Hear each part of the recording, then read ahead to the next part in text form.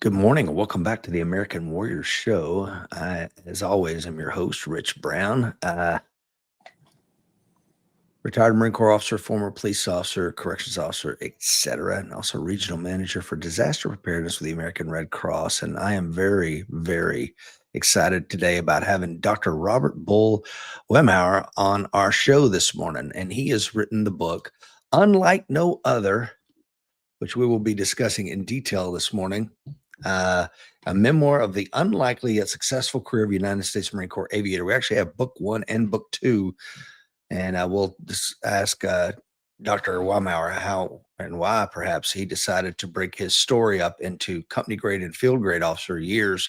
Thank you to the three folks watching us live. Please like and hit that share button. And without any further ado, I'll go ahead and read his impressive bio. Dr. Robert Bull Wemheuer is a retired United States Marine Corps colonel whose 25-year military career included 3 Vietnam combat tours, multiple command positions, and senior leadership roles at Marine Corps headquarters.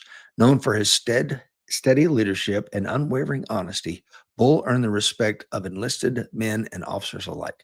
Following his military service, Dr. Wemheuer worked as an environmental remediation project manager at Fluor, Daniel, and Bethel corporations. His second career culminated in 13 years on the Yucca Mountain High Level Nuclear Waste Repository Program in Nevada. He wrote Unlike No Other to honor the Marines, sailors, and civilians who shaped his career before their stories are forgotten. His hope is to inspire young people to preserve through adversity and to remind them that no one rises alone. He lives in Georgetown, Texas, with his bride of over 53 years. Once again, good morning, sir. Good morning, Rich. I appreciate the opportunity to visit with you this morning and share your coffee. That's right. I've actually had 2 cups already. I'm coffeeed out. Yeah, I hear you. Get a little older, it's a little harder on you. Yes, it is. My good friend Michael Gentili is on. Good morning, sir. Will Rhodes is on from Missouri. His coin number 2269. If you want to find out about becoming a coin member of the American Warrior Society is a good decision, please hit the links in today's show notes. Good morning, gentlemen. Coin number 481 from Michigan. Good morning, Bruce. Let's jump right into it, sir. Sure. What inspired you to write Unlike No Other? Now, I know in your bio it says to help people persevere through adversity. Is there anything other than that, or was there like really rewarding aspects of your Marine Corps career that you wanted to share with a diverse audience? Well, excuse me, I do, and it probably needs to start with a little bit of background. Uh, I was born in 1943, and my mother had, excuse me, some problems with the pregnancy. She was employed at the Navy Pier in Chicago, and she was a editor for the University of Illinois, and she was working on top of the nuclear testing that was going on at Navy Pier for the atomic bomb in World War II. So when I was born, I came out with some deformities, if you will. And I had 6 fingers on my left hand. I had scoliosis on my spine. I had visual problems with my eye muscles. My nose was pushed in. To make a long story short, it was a mess. And they attributed the long term that had been exposed to nuclear radiation during the pregnancy.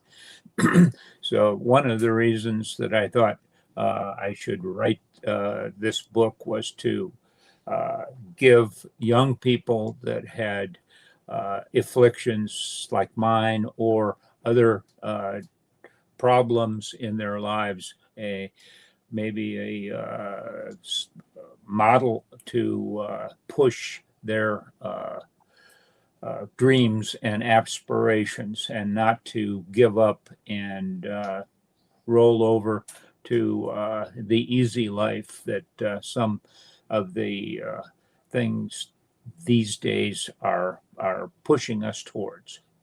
And it's really important to strive to get what you want in life and not let the world go by without your being able to partake in it, if you will. Yeah, in your book, you talk about, I think it was maybe your dad who talked you into playing football and wrestling, and then you had a mentor as a wrestling coach, if I remember correctly, that was a former Korean War veteran, and he was an inspiration. It seemed in the book, anyway.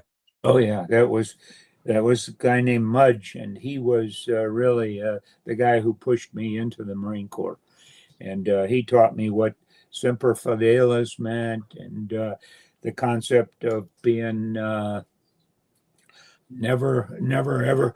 Excuse me, that's tough this morning. Uh, Never giving up, always striving to accomplish the job, and pushing the envelope. He also taught me to observe the Marine Corps principles of uh, overcome and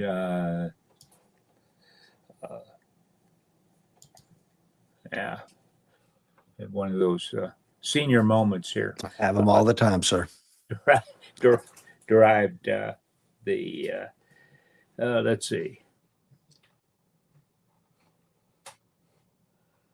accomplish the mission at any cost and never quit, and make sure that you always do the right thing for people. And it's I, we've been blessed to have this show for about 11 years now, and I've got to talk to a lot of people. And when I talk to Marines, inevitably, if we start getting onto leadership, mission accomplishment, and troop welfare tend to come up. And I think that some of the other folks, some other services I talk to, they skip over the mission accomplishment part. Like, what is the most important aspects of leadership? And when I talk to a Marine, inevitably it's like, hey, mission accomplishment.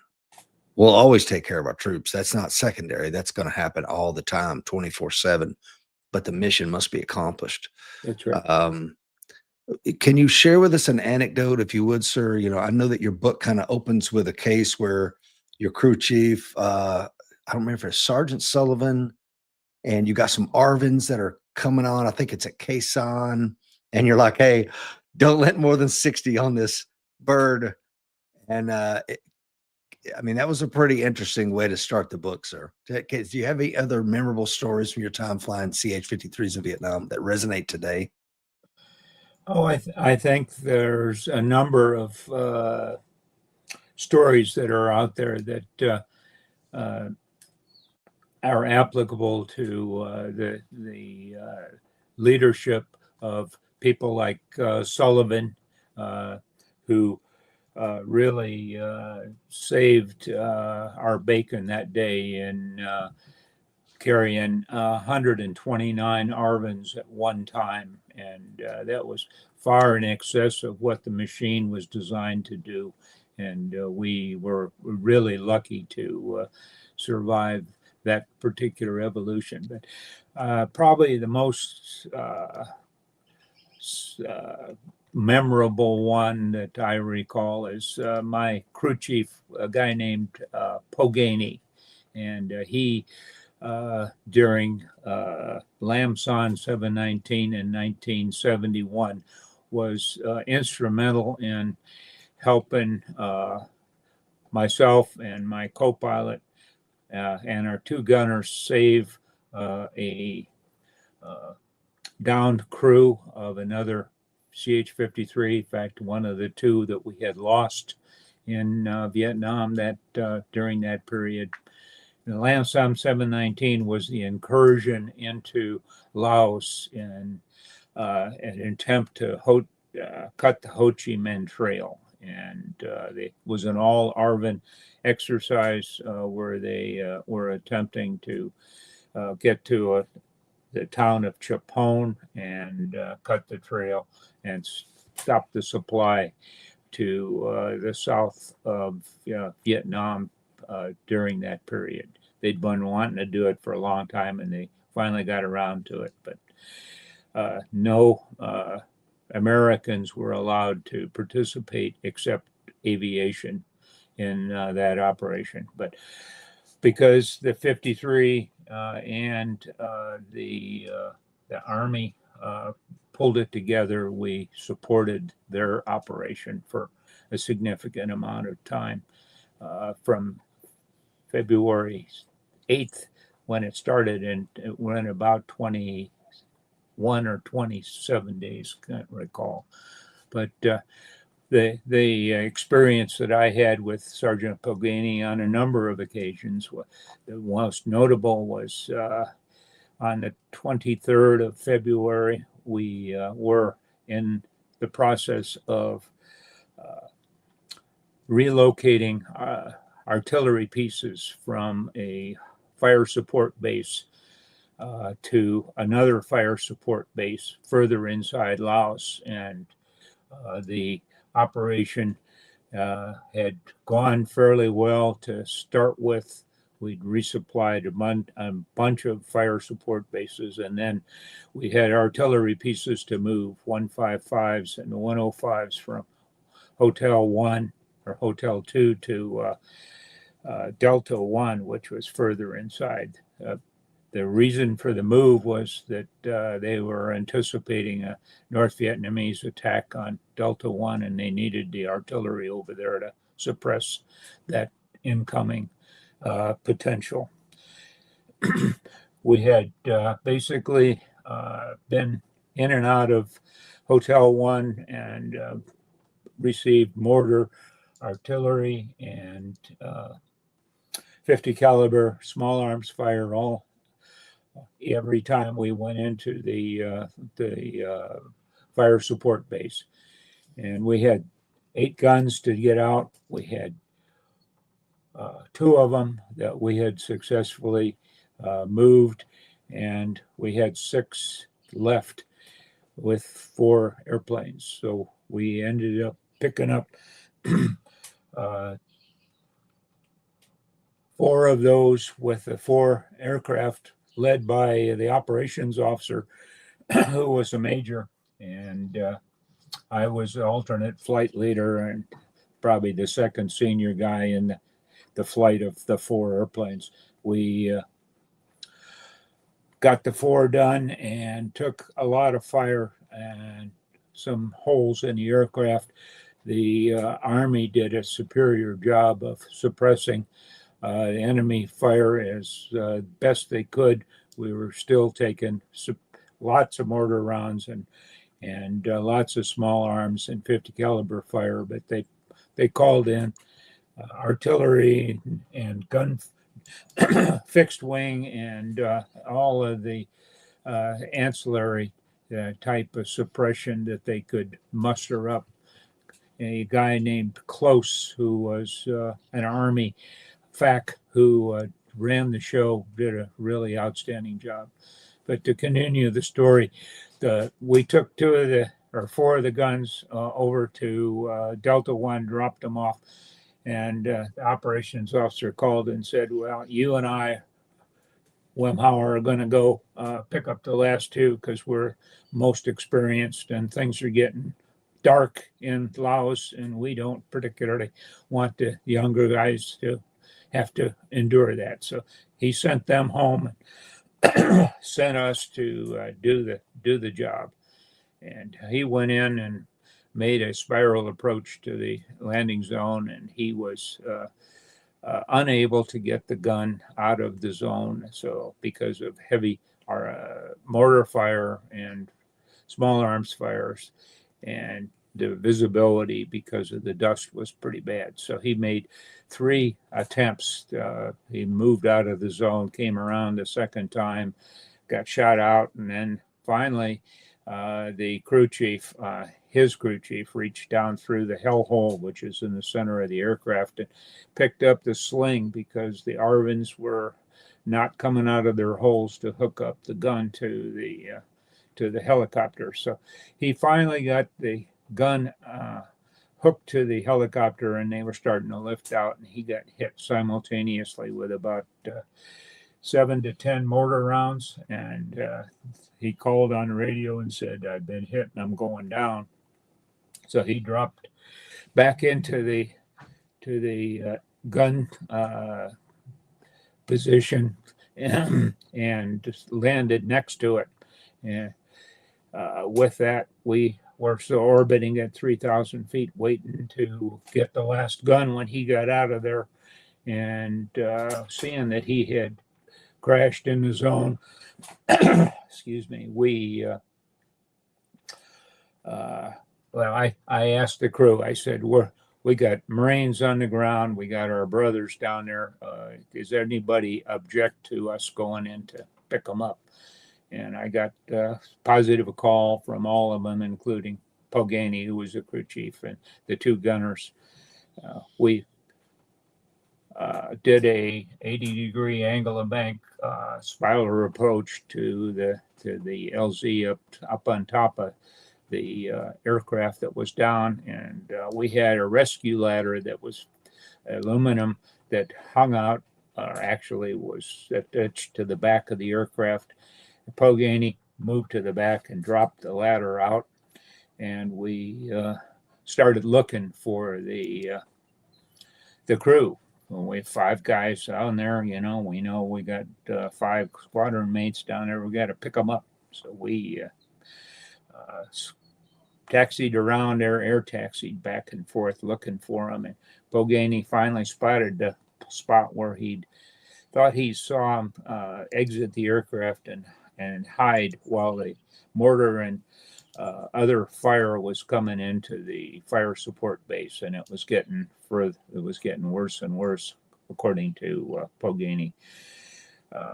About that time, we had a guy on my side, the right side of the aircraft, open up, NVA guy with 50 caliber on us, and my gunner started to shoot back at him, and was unfortunately able to get more than 3 or 4 rounds out of the gun before it jammed. So he tried to work to unclog the jam, and he did it fairly well. But before he did, Pogani came all the way back up from the back of the airplane and helped him with it. And about that time, he was able to get a couple of rounds in the NVA gunner and take that thread out. Then Pogani went back to the rear of the helicopter again and monitored where the people were, and saw them come out of their foxhole and move to the rescue ladder, knowing that they could not climb up the ladder, not with a fire that was going on, and not with the problems associated with extended hover in that area. They hooked on with D-rings and climbed up a little bit, enough to get all 5 of them on the ladder. We once got all 5 on board, which was the crew of the airplane, at least so we thought, and we lifted it straight up out of the LZ and vertically climbed without going outside the perimeter of the landing zone, and out up to 3,000 feet. And we're heading back to South Vietnam, and we were running about 30 knots of airspeed because of the people hanging down 30 or 75 feet below the airplane, so we couldn't go very fast. About that time, the Major Close, who was call sign Red Dragon 28, calls up and said, "I got your 2 pilots on my Huey, and one of them is wounded, and we need to marry up with you." So we were headed for Langray, which was just inside the South Vietnamese border, and agreed to meet there. So we got to the point and set the 5 guys down on the edge of the matting, and they disconnected, and we moved over. And Pogani rolled up the ladder and got everybody inside the airplane, and Close came flying in, dropped on the other side of the LZ, and brought over the one wounded pilot or co-pilot, and the major who was flying the airplane. Yeah. Major Wasco. He's unfortunately deceased now, but he came into the aircraft, and we got the lieutenant colonel who was about to be the new commanding officer of the squadron in 2 days, which never happened. But at any rate, he had taken a 50 caliber in his leg, and it was pretty bad shape. We got him in the aircraft, and the major jumps up in the jump seat in between the two of us, pilot and the co-pilot, and he starts screaming, "We've got to take the colonel to Charlie or to Dong Ha immediately," and that's about 80 miles away. And with fuel that we had on board, we were lucky to get the 2 miles to Quezon to refuel. So we ended up. I told the major, which was a little unusual for a captain to tell the major to shut up and go sit down, which he finally did. We went to Quezon, refueled as we had fumes left, and flew down the Balong Valley from Quezon down to Dong Ha. Landed at Dong Ha, and they came and got the colonel out. The Army meds had a nice facility there, and they took him in. We refueled and got ready to head back to Marble Mountain, which was our home base. Well, about 3 or 4 minutes after we'd finished refueling and we're going to file the flight plan, here comes the ambulance back with the colonel and the major. And they said, "You got to take this guy to Charlie Med immediately because we can't handle his severity of a wound at our location, so take him down there." So we loaded him back up and took off into the monsoon rainstorm at that time at the let's see, probably 8 o'clock at night, 2000, and it was raining pretty good. So we took off, filed a flight plan, IFR, instrument flight plan. And as we were climbing out through the monsoon rains, the windscreen and the holes that were in the airplane started to leak pretty good. So we had water coming into the cockpit. And I was afraid we might have some electrical failures. That's just what you need in an instrument flight plan or instrument environment where you can't see anything if you don't have instruments. So we were able to climb through the rainstorm, get clearance to get on top of the weather, and once we popped up there, we were able to head back to Marble Mountain. Yeah. The co-pilot that I had that day, a guy named Dan Silver, this was his first combat flight in Vietnam. He'd been there 5 days. He got his climatization done. This was his first flight, and I think it was probably one of his most memorable trips. So he finally got to fly the airplane. That was the first time in 16 hours that he had been able to fly, and we went back, dropped off the colonel at Charlie Med, and we'd been a total of 18 hours of flight time in that day. But the guys like Pogany and that AJ Piles, who was the gunner on my side, who took care of the NVA gunner, were instrumental in keeping us from being shot down that day. So that's a story for the one long day in Laos was Wow. one of the chapters. So Now, did the colonel make it? oh yeah. Yeah, it's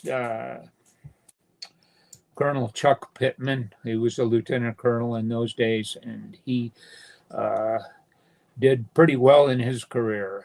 He was the guy who did the H-46 flyover of the, or not flyover, but he took a sniper up and took care of the In New Orleans? Yeah, person in New Oh, Orleans who was okay. shooting the guy in the tower, and he did that, and then he ended up being retired as a lieutenant general, and he was the DCS assistant commandant for aviation when he left. So he did pretty well. Yeah, I'd He say was a so. happy camper to get out of Laos in one piece. Yes, sir. I imagine so. Never did figure out who the extra two people were on that rescue ladder. That was always something that perplexed me Yeah, because I was wondering if I was doing the math wrong. I'm like, wait a minute. If they had two and you had five, yeah, some were they RVN or no idea? no, and we checked that. Progany did that before he, allowed us to leave. But the major had airplane troubles initially when we got up to the support bases, and he had to go back and get another airplane. So when he came back, he took the lead of the mission again. I'd been flying it most of the day as the alternate flight leader, so he came back, took over, and I had no idea that he'd picked up two additional people, but that was not a authorized maneuver, if you will, authorized uh, uh, anybody to go across the border except aircrew. That was an edict from the commanding officer, who was not the most stellar leader in the world. But at any rate, he didn't know about that until after it happened, and then he made sure that none of the paperwork that was generated for the after actions indicated that there were more than five people on that airplane. So, So we don't know if they were American or who they were. oh yeah, they were part of the crew. I believe it was the sergeant major that worked for the lieutenant colonel, and I think it was the maintenance chief. They all wanted to see what it was like in Laos, so they hopped on the replacement airplane, thinking nothing was going to happen, and they got the short end of the stick. They could have been prisoners of war if we hadn't gotten them out, quite frankly. Yeah, it's interesting to hear that because that happens a lot. I mean, I was the Scott O'Grady mission to rescue that downed pilot in Bosnia, if you remember, mid '90s, Yeah, and the MEU commander, the MEU sergeant major, the MEU XO. So here you got a trap team that's really well rehearsed. They trained all this work up, and then you pull them off the bird to stick the MEU CO and everybody else so they can get a combat action ribbon. But Jeff says he believes that Pittman originally got in a heap of trouble for using that helo to take down the sniper. he did. Yeah, he got. I think from what I can ascertain, he was going to be relieved by the commandant, and the either the governor or the senator from Louisiana intervened, and he got reinstated without any adverse reaction, because he was, I think, a bird colonel in those days, and he got selected for general, obviously, and moved up the ranks without any problem. But he was the type of guy who thought outside the box, and that was what kept a lot of us alive, by not always following all the rules every time. You had to improvise, overcome, and adapt. Those are those principles that I was stumbling over earlier. So, Well, that's I think that like when I went to the basic school 22 years ago, the big thing that they were teaching during that uh, course was Marine officers need to have a bias for action. So you take somebody like Pittman should be lionized. Like you talking about a bias for action. Let's go. I'm not asked for permission. And the Marines did this. Marine Raiders, I think it was in Mali, that went in with a Delta Force guy and rescued all those hostages. they were saying we need to call back to Lejeune to get authorization for this. And the Delta Force operator that was there was like, this is a priority of life mission, that I don't need to ask for permission to save people's lives. That's right. It sounds like that's the way you guys operated in Vietnam. Well, the second tour, the first tour was much quieter because I was on the first CH-53 squadron that was ever commissioned, and we took 24 airplanes to Vietnam, although we did deploy 6 airplanes initially in December of 66, and then in June of 67, we took 24 on the ship over there.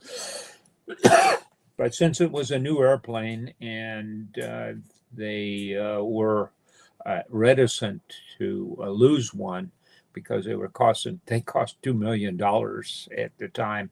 They thought that was a lot of money, and not in this day and age. But at any rate, the general who was the commander of the 1st Marine Air Wing in Vietnam said, I don't want anybody to lose a 53. So that flowed down the chain of command, of course, to the squadron commander, who says, you're not going to get hazarded. Plus, it also, unfortunately, didn't give the ground commanders the ability to use that machine in their combat assaults. And all we did was, for a long time, was a logistics support mission. I can tell you one more story, and this one has to do with a boss of mine that I really thought one hell of a lot of, and that was Colonel Jim Shelton, and he was a ALO FAC up at Dong Ha, and that was 1968 when the Tet Offensive was in full swing, and place called Cantien was about to be overrun. That was up on the DMZ, and we were along with the H-34 squadron trying to resupply artillery ammunition to that fire support base on the DMZ, and we had extremely difficult time getting that type of ammunition to those guys on the ground, and we were afraid again that they may be overrun by a superior force coming across from North Vietnam. So Shelton at the time came up with an idea of using the ASRAT, the air defense system that they used to coordinate fixed wing drops of ordnance on targets. So he said, why not do that type of activity with a helicopter and use that same technology to fly down a glide slope and provide artillery rounds to the fire support base, because the bad guys won't be able to see you because you're in the clouds, and the weather was absolutely horrible, down to 150 feet above the terrain in most cases, because it was in the middle of the monsoon season, and they had a lot of problems.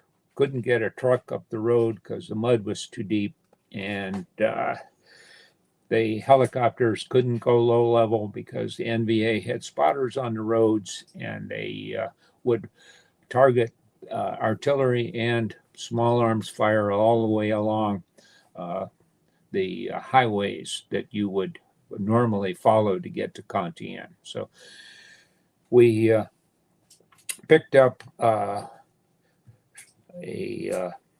mission and went up to Dong Ha, and at the time it was Major Shelton who came to the aircraft and said, I got this plan, you guys want to try it?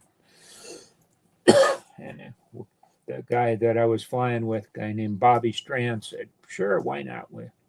We checked around the crew, and everybody seemed to be up for the job. The day before, the XO of the squadron had been up there, and he said, I won't do that. That's something never been tried before, so I won't do that. So Shelton tried us, and we said, sure, we'll try it. So we picked up 8,000 pounds of 105 ammunition externally beneath the airplane, took off, and we discussed how we were going to handle the transfer, because you're flying in visual conditions, and then you're transitioning into instrument conditions, and then you're going to transition back to visual conditions, all in a very short time frame, so that you're down within 100 feet of the ground and you're still on instruments. What are you going to do? So we took off into the clouds. I picked up the load. He did the instrument flying, and we got vectored out over the South China Sea, back in towards Contian and down a 3% glide slope. And we'd made the determination that if we hadn't seen the ground at 100 feet, then we were going to wave it off and go back in the clouds and come around again. Well, we came down the glide slope the first time, and we hit 100 feet. We're not quite seeing things yet. And 75, well, I can see. So I picked the aircraft back over, or took it over again, and dropped the load on the spot that had been marked by the ground Marines.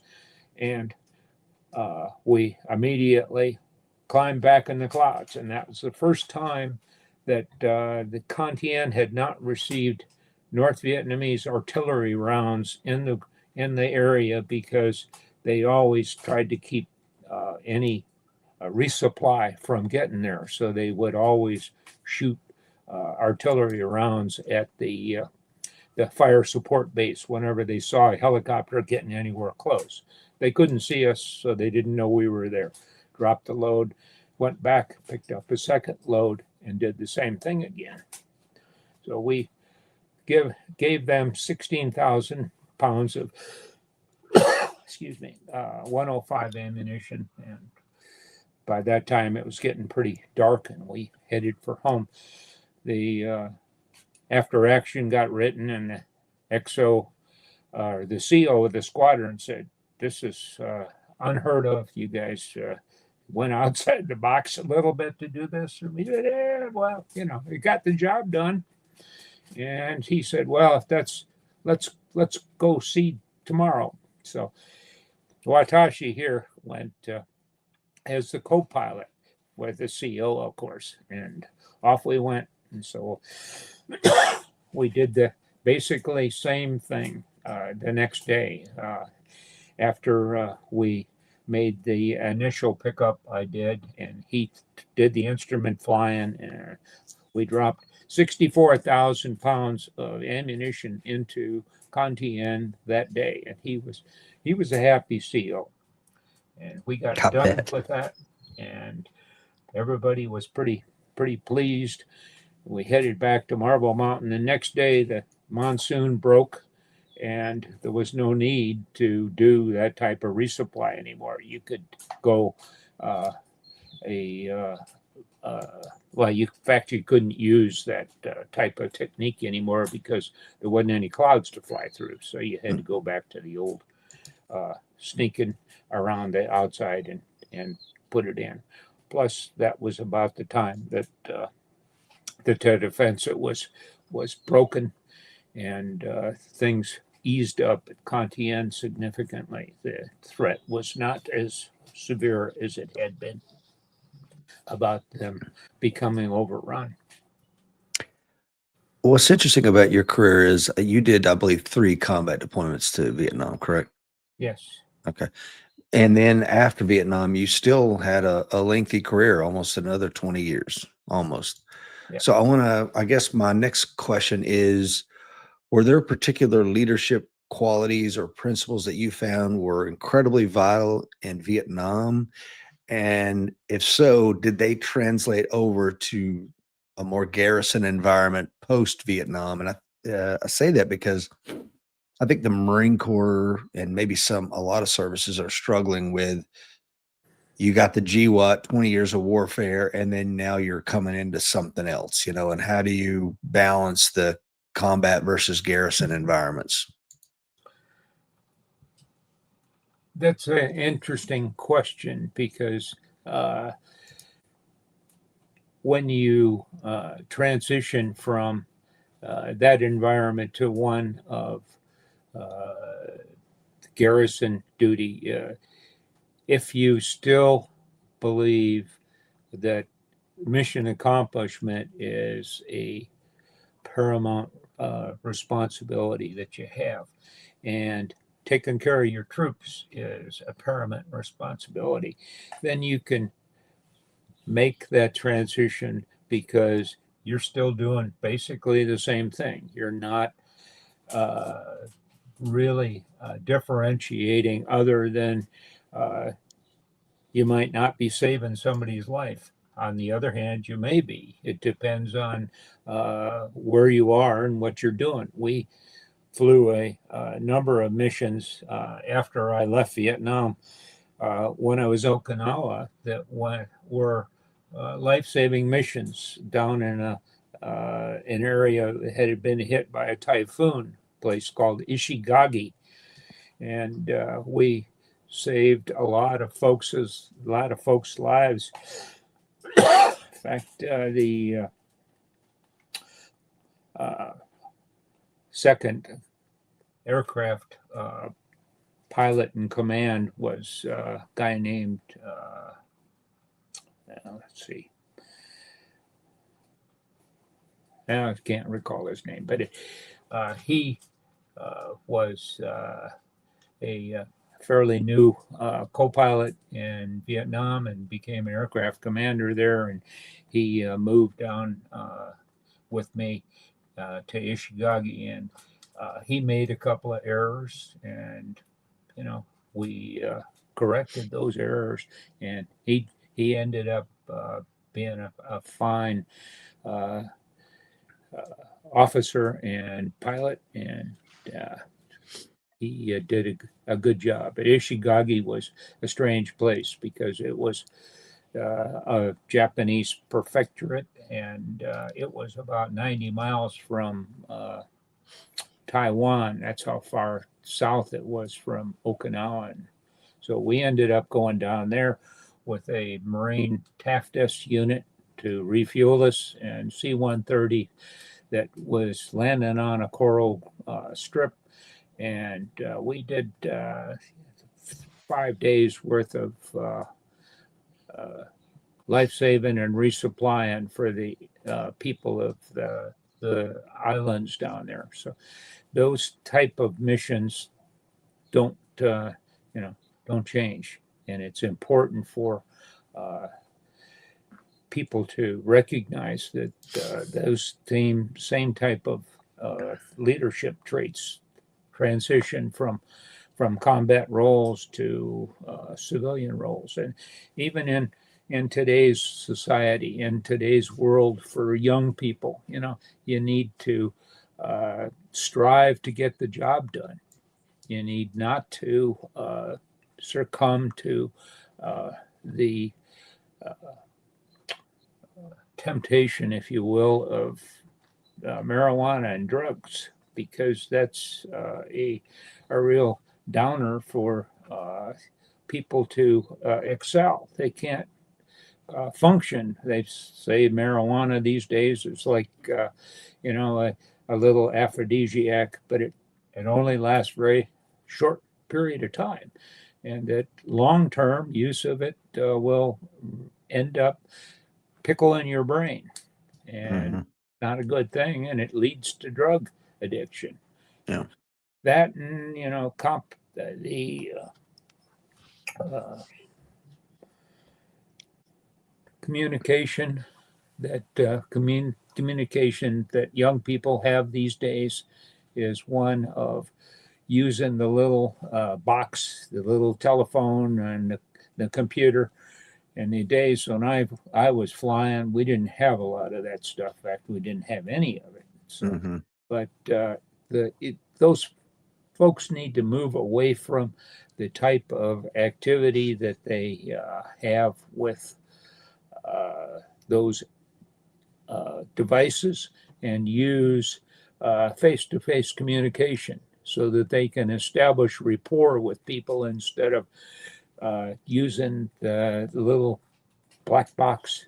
My wife calls it an idiot box. So, but that, and being concerned about other people for a change instead of just about yourself, that's another problem that the young people today face, and they need to have some compassion, but yet you don't want them to compromise their goals in life either. They need to balance that compromise and communication with mission accomplishment or their goal in life, depending on it. And equality became a big buzzword a long time ago. And equality, when I harken back to Mr. Mudge, equality meant not looking at people's slant of their eyes or their color of their skin or their religious creed or connotation. It meant that you needed to judge people by their performance and not their exterior differences. We all bleed red was what Mudge told me from the Chosin Reservoir activity that he participated in. He said, we don't care what they look like as long as they fight next to us. Right.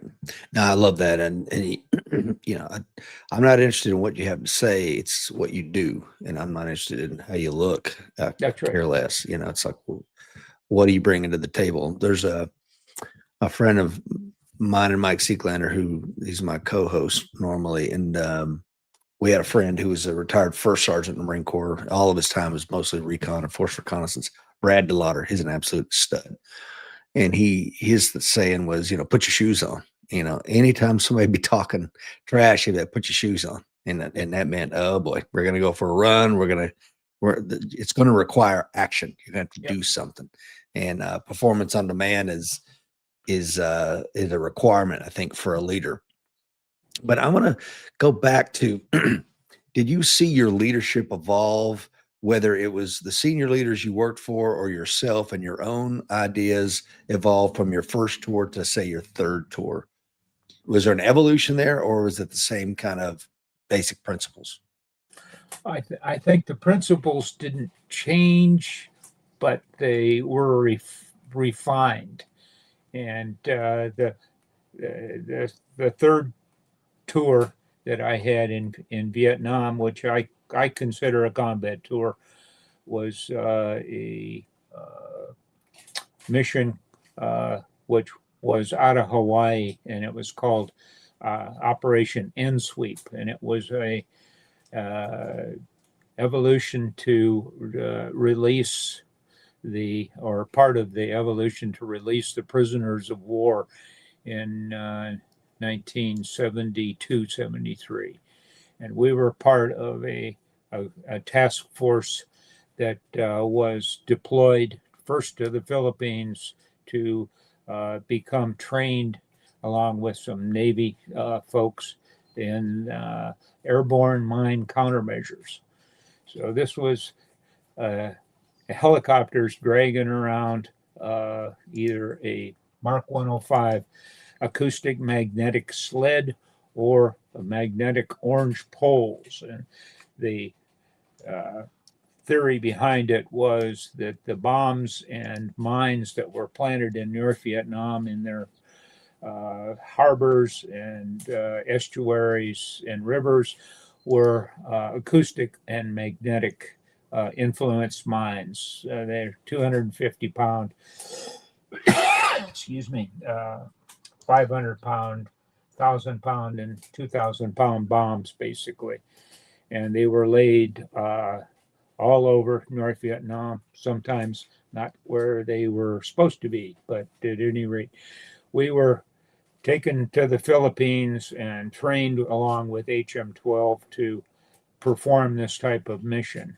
75 feet altitude, dragging the 800-foot cable behind you in some cases, when you had 3 MOPs or metallic orange poles, you had 800, 1200, or 800, 1600, 2400 feet of cable and junk hanging out behind you, along with a rattle bar to provide the acoustic influence.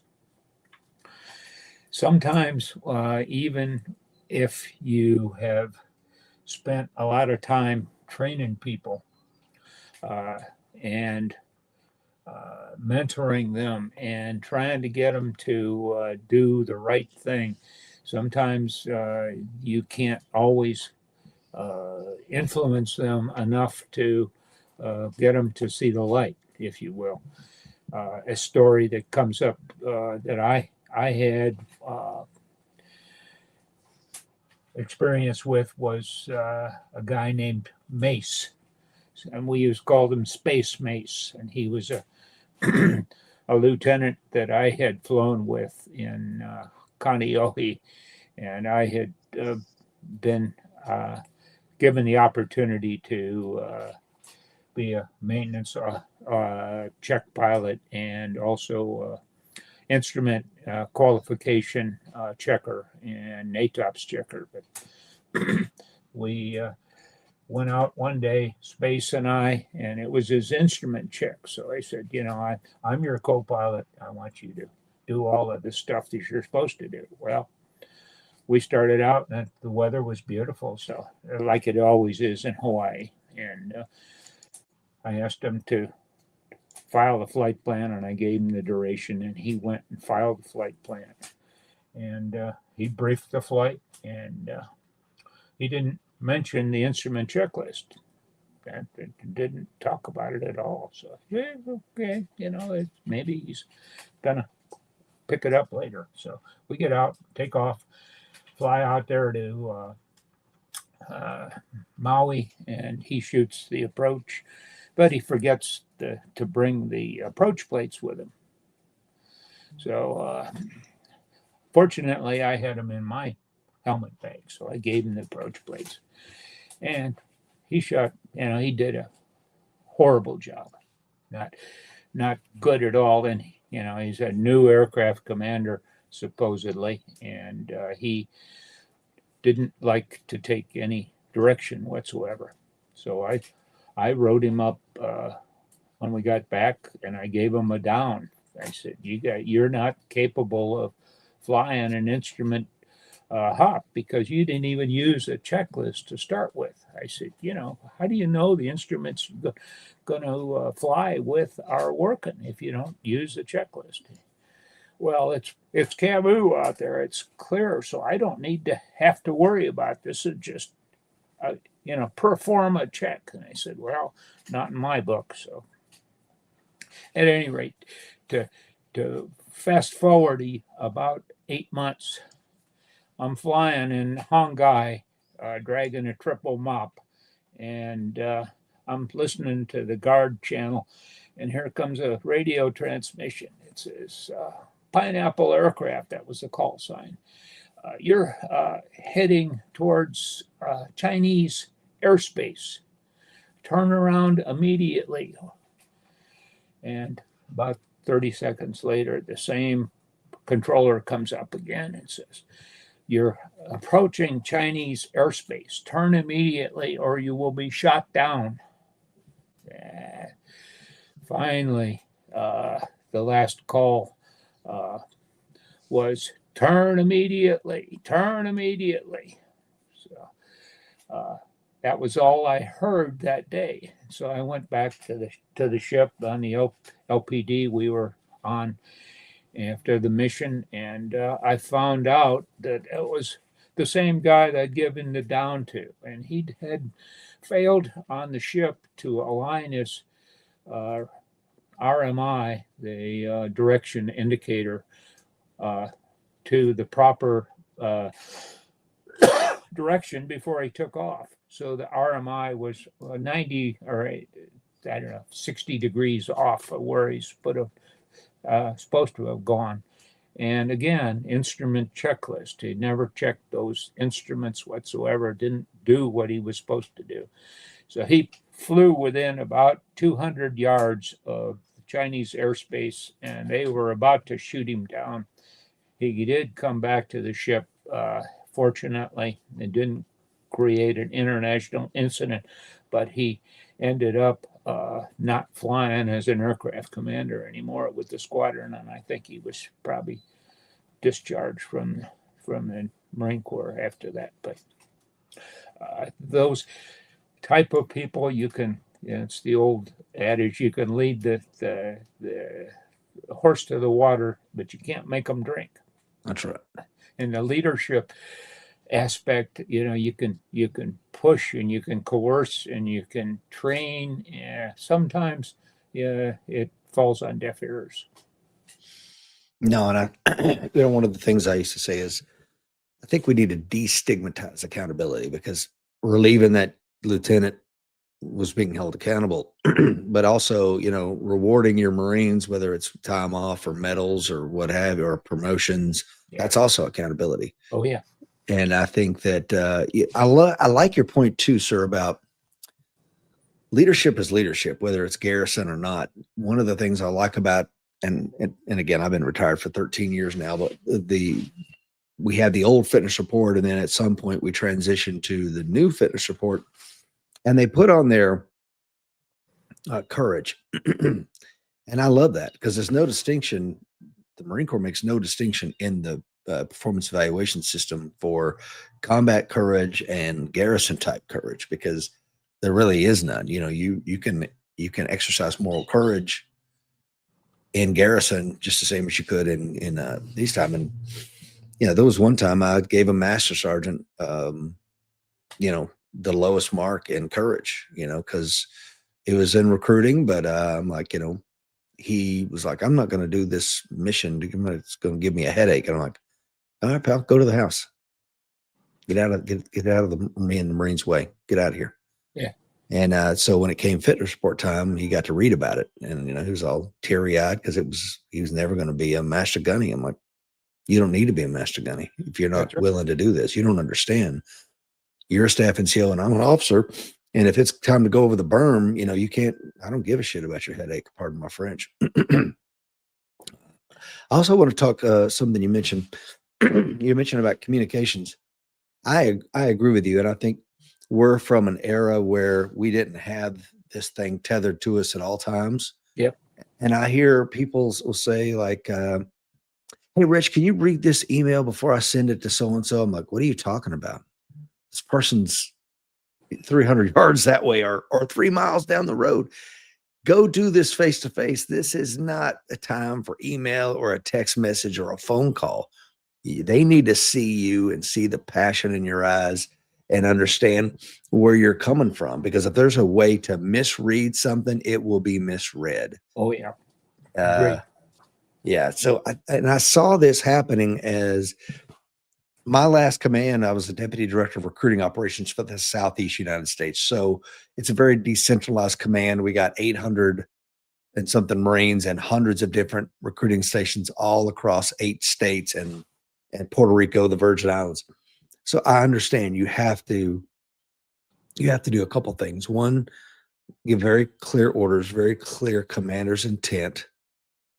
You have to trust your Marines and let them exercise in everything that they need to do to make their mission. Make sure they have all the tools, and then get the hell out of their way and let them succeed or fail on their own. So I'm not saying that and I think you would agree with me, sir, there's going to be times when the written word is going to have to suffice. True. But you know what I'm saying, sir? Yep, I understand, and I agree totally.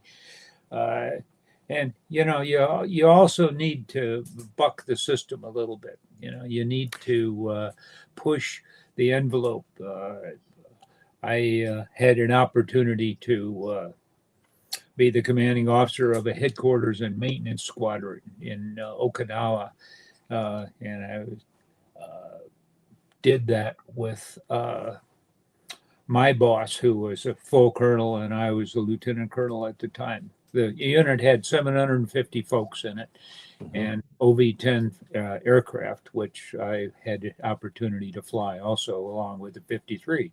So that was a challenge too, to fly both helicopter and fixed wing basically at the same time, if you will. One fly in the morning at the helicopter and fly in the afternoon with my own OV-10 guys.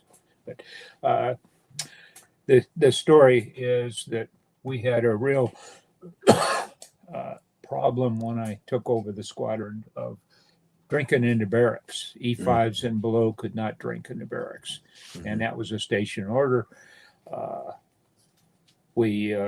My sergeant major and I made it very clear to start with at the change of command that it's going to new sheriff. Well, we're not going to allow this anymore. My predecessor turned his blind eye to that. But to make a long story short, we implemented the program, and about 6 months into the tour, a sergeant at the headquarters, who was the darling of the CO, got caught in the barracks with 2 other sergeants drinking, and all they had to do was go down to the beer garden, and they could have had all they wanted, but they insisted on violating the rules, drinking in the barracks. The word was out, we don't allow that, and you're going to go to NJP, non-judicial punishment, for that. No matter who you are, what you are, we got to be fair across the board. So I got the young sergeant in, and these other 2 subordinate sergeants, and I'm about to run NJP on them, and I get a call from my boss saying, stop that right away and come to my office. And I said, I'm about to run NJP, Colonel, and if you'd like to come down here and testify for your sergeant, I'd be happy to entertain any mitigation that you might be able to provide. And he said, well, I don't think, get up here right now. And I said, sir, I beg to differ with you. I'm the commanding officer of this Marine. You are his direct supervisor, but you're not his commanding officer. I am. And I'm going to exercise my responsibility as a commanding officer. Boy. So we ended up, the colonel came to my office, believe it or not, and came in, and the sergeant came in, and he admitted that he had been drinking in the barracks. And I asked him, I said, you're also the senior sergeant. How come you didn't discipline your other 2 subordinate sergeants? You didn't set a very good example for either of them by violating the rules. So I took a stripe away from them. That was the standard. You're now a corporal. And so they left, and I did the same thing with the other 2. However, the colonel had the opportunity and the responsibility to review those non-judicial punishment sentences, and he vacated the sentence of reduction because he wanted his sergeant to be a staff sergeant. And I told him before I left, I said, Colonel, I don't believe that young man is staff sergeant material. And he gave me well, we're going to see about that, Colonel. I said, you only see black and white. You don't see shades of gray. And I said, well, if that's the case, Colonel, I'm sorry, I see black and white. So I ended up on my fitness report seeing shades of gray. That letter of reprimand is better than no mail at all, as we used to say in Vietnam. I love that point about outside the box. This is something the Marine Corps struggles with, in my opinion. And I think that at the basic school, again, we were getting a lecture on I think it was like the capabilities of every kind of ordnance that the Marine Corps has. Like this is a JDAM. It does this. It has a blast radius of da da da da. And he could see that, we're all kind of droning off. And he finally is like, look, you need to understand as warfighters, like artists, and every artist needs to know how the paintbrush works on different types of canvas and all this kind of stuff so that you can. And I'm butchering, but he had a really good point there. And like I asked you, sir, when we were in the green room before we went live, I said, "Is there any guardrails? Give me my left and right lateral limits. I don't want to talk about this. Don't want to talk about that." And you were very kind to say, "No, I'm an open book. Tell me whatever you want." If you know where the guardrails are as a subordinate leader or what have you, because we're all subordinate leaders, even the Commandant of the Marine Corps. Sure. Then I know when I'm going to step outside, and I know the risks I'm willing to take to violate this thing. And I know the perimeters, like with your aircraft story. I need X number of RPMs, and in order to maintain that, I can maintain lift, and I can do all this stuff, and then I know when to push it. So I think that we need to reward more people like Colonel Pittman instead of try to smoke their career. Like, you did the right thing for the right reasons. And sometimes you don't need to ask for permission. There was several times in my career that I, refused an order, like, not going to happen. And I'm willing to take this all the way because this is unlawful, unethical, immoral, not doing it. And you're not going to subject my Marines to it. So do what you got to do.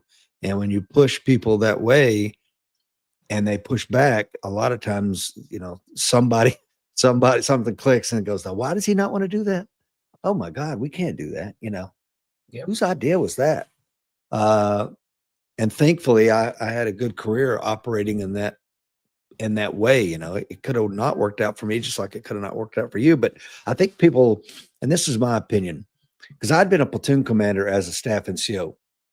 We didn't have enough officers. So I got several fitness reports as a platoon commander in an officer's billet. And I would often tell people, when they would try to correct me, I'm like, I don't think you understand what command means. If I serve at your pleasure, but I'm a commander and I'm going to make this decision. If you don't like it, sir, you could fire me at any point, but I'm the commander here, period. Yeah. And I never got relieved for it, but I believed in standing on that, just like you did, sir. Yeah, I ended up my career actually going to the council for the commandant to basically turn in my boss and another general officer for fraud, waste, and abuse. Oh, wow. That to me was a tough decision, because when I did that, I knew that I had scuttled whatever chance I had to move up in the world. At least that was my perception at the time. And the council for the commandant had been a integral part of several of the initiatives that I had undertaken when I was at the headquarters. So we were fairly well acquainted, if you will, and we had a lot of mutual respect. A guy named Peter Murphy was an outstanding lawyer and took good care of the Marine Corps while he was there. But he was a little bit shocked, and the nice thing about it was, after I had done that, and I was in the zone for brigadier, and I passed that up. So the nice thing was that the people that I turned in, that brigadier who was looking for a second star didn't get it, and was asked to retire, and the 2-star who was complicit didn't get his 3rd star and was asked to retire. So that to me vindicated my actions a little bit. To at least at that point in time, there was some accountability for their activity. And it just irritated me that the Marine Corps at that particular time in 1989 was, in my estimation, sliding a little bit towards the political things that were coming out in the early 90s. The wokeness, I think, was starting to creep into the Marine Corps. One of the things that I noticed when I served on a reserve colonel's selection board was that we had to remain in Washington after the selection process was over until the Secretary of the Navy approved the list. And I asked the question, why? We've selected people, the commandant has endorsed that. Why does the Secretary of the Navy have to extend the period of time? And it was to get congressional and presidential input on who should and who shouldn't be promoted. And that floored me. I said, this is a process we go through. Why should politics enter into this? Because we're promoting people based on performance and not political stripes. And that was another push for me to retire. I said, I can't abide by that. We're going down the slippery slope of wokeism. What did you think about this? Wasn't on the agenda, but since we're kind of talking around it, what did you think about Secretary Hegseth's speech to the general officers? Did you hear that, sir? I did not hear the speech itself, but I think he is a breath of fresh air. I think he's taken excuse me, the bull by the horn and forcing people to be accountable. I think when we have 24 four-star generals is ridiculous, absolutely ridiculous. I worked for several general officers, and when I was still in, I think there were something like 12 4 stars, maybe, or maybe even less than that. But there were very, very, very few general officers. And the fact that Hegseth is demanding that all the way to the commandant need to be physically fit and to wear the uniform properly is a really good thing for the morale and welfare of all of our military services, because we're supposed to be the premier force for the world, and we ought to look like it and we ought to act like it. And if you can't do a push-up or you can't see your belly button anymore, then you shouldn't be in a position to lead Marines or sailors or airmen. It's just ridiculous. I think the war on drugs is great. I think we ought to keep hitting the Venezuelan people, the drug cartels down there as hard as we can, and keep the pressure on. We've been way too slack, in my estimation, for the last 15 years, starting out with Jimmy Carter. I served as a Marine Air Base Squadron Commander under Carter, and we had to scrounge parts at the facility where they dumped stuff to keep our 6x and Jeeps running to support the air group that I was responsible to support. So that guy and Barack Hussein Obama and Biden really decimated, in my estimation, the services in general. They took money away from them. They really horribly decimated the warrior ethic, if you will, of the troops, and they wanted to end it up with woke analysis of feelings are more important than mission. And that to me is an exact opposite of what we ought to be doing. And I'm glad to see HECF and Donald Trump and Ronald Reagan change that dynamic, if you will. And I'm pleased that President Trump is doing that type of activity. He's pushing the country in the right direction. Yeah, I agree. Dr. Fuller, who's a former Army officer, he says, Marine scrounging always resulted in my doubling my Army guard staff on my tracks and motor pool. That's a lot of truth to that. Sir, where can folks find your book, Unlike No Other, volumes 1 and 2? I believe they're on Amazon, and Barnes and Noble has them. And I just had both of them turned on the what do they call it? Audible book. Okay. They're both on Audible now, so they just came out.